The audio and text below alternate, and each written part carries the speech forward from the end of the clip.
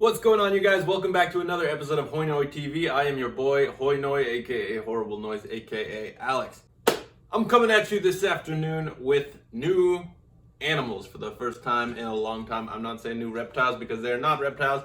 They are, in fact, amphibians. That's right, I got a breeding trio of what's called variable reed frogs. They're a type of tree frog that comes from West Africa, mostly. They're also from Madagascar, and what got me excited about these guys was actually a video released by a channel that I really love called Clint's Reptiles, where he picked up some starry night reed frogs, which are a very beautiful subspecies of reed frog that have this kind of starry night pattern on their back, where they have what's essentially gold spots on a bluish blackish backdrop, if you will. And they're really cool, really beautiful animals. Unfortunately, I could not find them anywhere in Canada, certainly not at a reasonable price point, but I did find variable reed frogs. It turns out there's many hundreds of subspecies of reed frogs, many of which are still not unsubscribed. Be sure to subscribe to the channel, but these are undescribed species of frog. That means they're out there, but scientists haven't even put a name to them, which is pretty cool. What's even more cool is that they readily breed in captivity. They drop babies like mad, and that's always a good thing to see. That's, I'm all about captive breeding versus wild caught pets. I don't think that should be a thing. I think it should be limited as much as humanly possible. So my logic was that I could help the hobby by producing these animals. I could make maybe a little bit of money selling these animals to pet stores and to individuals, and I could help prevent tree frogs of all kinds from being taken from the wild, where they are dwindling in numbers, for the pet trade, which is a thing that's not going away. People want pet frogs. Little kids want pet frogs. I want pet frogs, and gosh darn it, it's better to have one that was born in captivity and wasn't taken from the wild. In any case, these guys are really tiny. I have them in a vivarium, and I have to keep the humidity high, so it is always foggy. The glass is always foggy. They also keep pooping on the glass, so they're not the ultimate display animal that I thought they would be, unless, I suppose they could be if you really keep up with the maintenance on the daily, but I haven't been doing that. Not to the point where they're in filthy conditions or anything. It's a lot of work. The water evaporates, or any spray that gets on the glass evaporates and leaves a water stain, because I have very hard water where I live. So you can actually see it behind me. I don't know if you can make it out, but there's droplets of water running down, making streaks in the calcium water stain, whatever the hell that is, and also a bunch of poop on the glass. So they're probably due for a clean, but I'm gonna show them to you anyway. I've been trying desperately to get them to eat on camera because it is very cool, very cute, quite adorable. So here we go. I'm gonna take you over there now. I'm gonna introduce the frogs, their enclosure, and try to get them to eat. All right, you guys, here's your first look at my new, hopefully breeding colony of variable reed frogs. They are a West African tree frog. You can see one here. You can see one here. And there is one more somewhere. I've got a small Exoterra vivarium that unfortunately leaks. I didn't realize it was going to leak until I set this up and made it a quite wet / moist environment, which is what these guys need. Unfortunately, there is a slow drip out of the bottom of the tank. The godsend is that it drops into my pufferfish tank, so that works out in a way. Still not ideal. In any case, we're gonna feed these guys right now. It's not like snake feeding where you get to see the action right away, but hopefully we do see a little. I have here my colony of flightless fruit flies, which are a mutant type of fruit fly that doesn't have any wings and just crawls around.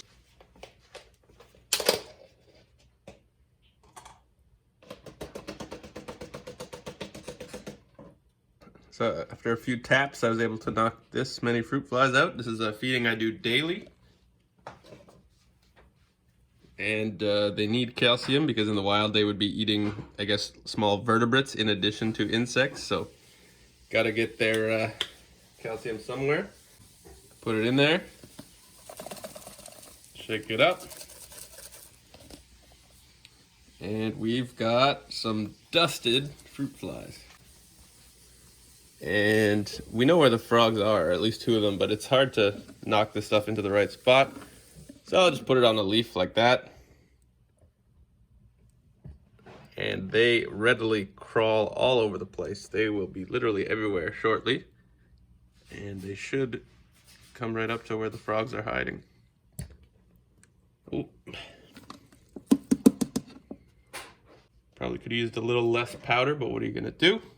Let's watch.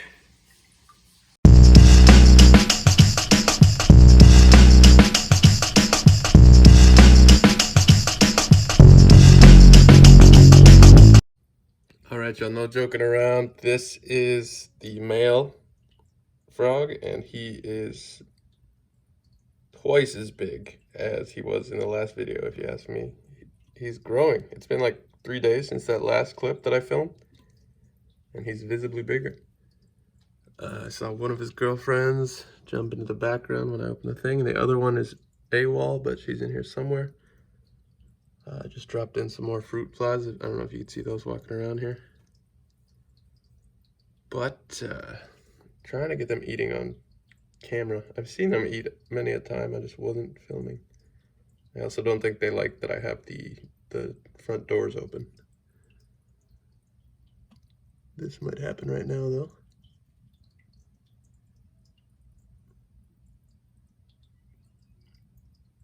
Come on, see it?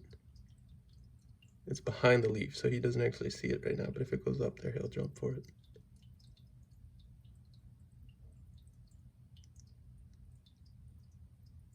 Come on, fam.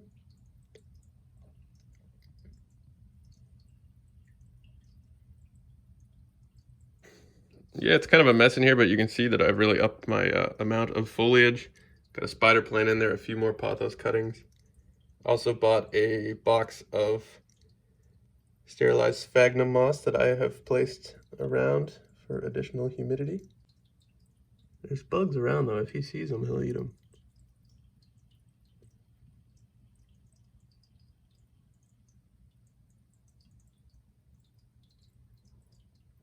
You know what? Let's try a fucking isopod. Let's try something bigger. Oh my goodness. You see him chewing there? I just missed it again. I went to get a isopod to feed him, and I missed the munch.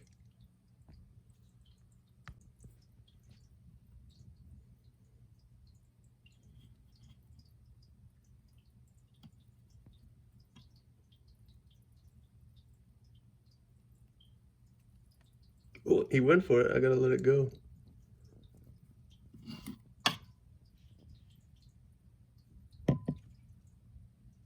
Nope.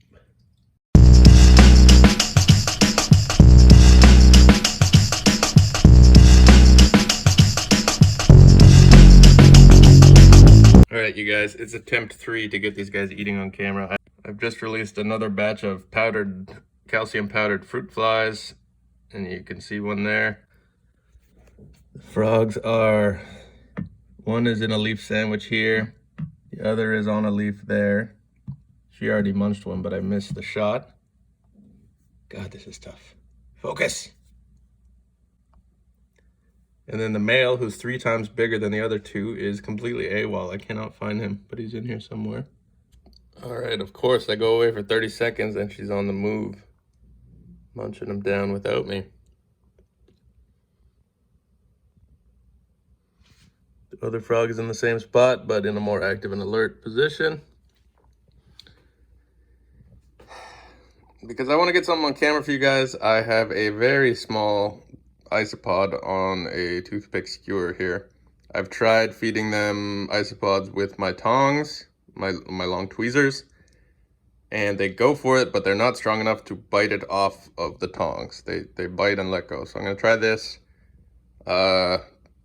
Haven't tried it before, don't particularly recommend it because you can see it obviously could represent a hazard.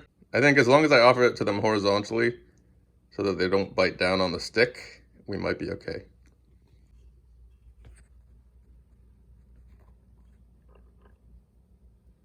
All right, hopes and prayers that you guys can see this okay.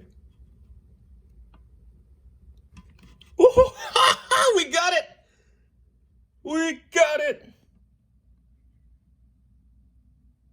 That's a big bite of food for this little girl. Good job! Oh, and we're about to get some action over here too. She's got her eye on one.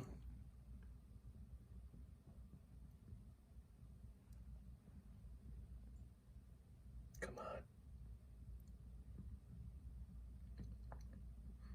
The other thing I can say about these frogs is that the poops that they take are as big as their thighs. They're huge. Actually, big as their heads. See that brown thing right there in the center screen? That is a poop. Probably from this exact frog. It's like half of their body mass. It's crazy. And if I zoom in on that, you can see it's made up of all little fly corpses. So they are eating extremely well in here. They just seem to be a little camera shy about it.